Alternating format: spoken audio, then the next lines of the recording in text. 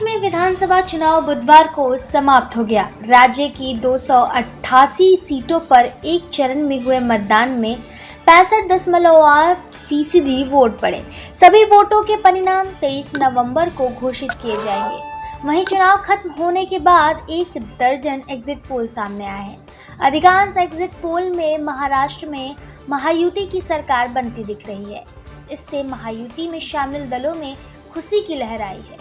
वहीं विपक्षी महाविकास अघाड़ी गठबंधन ने एग्जिट पोल को सिरे से खारिज कर दिया है और 23 नवंबर को अपने पक्ष में नतीजे आने का बड़ा दावा ठोका है। महाराष्ट्र विधानसभा चुनाव 2024 से एग्जिट पोल पर शिवसेना नेता संजय राउत ने कहा, लोकतंत्र में जो मतदान होता है वो गुप्त होता है। लोग अपनी बात हमेशा खुलकर नहीं करते। महाराष्ट्र में इस बार यही हुआ। हरियाणा में एग्जिट पोल के अनुसार कांग्रेस जीत रही थी, लेकिन आपने देखा क्या हुआ। लोकसभा में एग्जिट पोल के अनुसार पीएम मोदी की सरकार को 400 पार सीटें मिलनी थी, लेकिन क्या हुआ।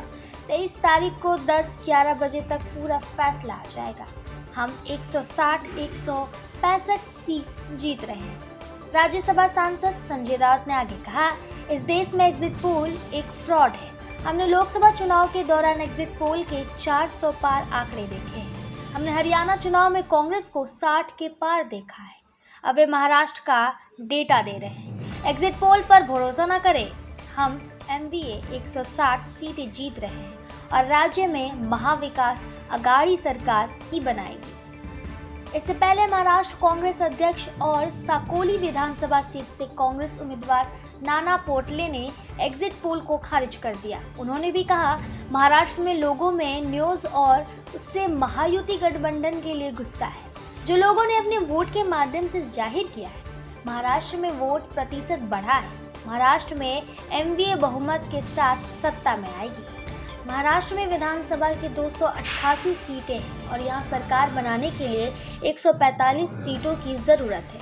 लगभग सभी एग्जिट पोल के अनुमान के अनुसार महाराष्ट्र में शिवसेना, बीजेपी, एनसीपी के सत्तारूढ़ी महायुति गठबंधन को पूर्ण बहुमत मिलता दिख रहा है। बता दें, एग्जिट पोल के नतीजे कभी सही तो कभी गलत साबित होते हैं।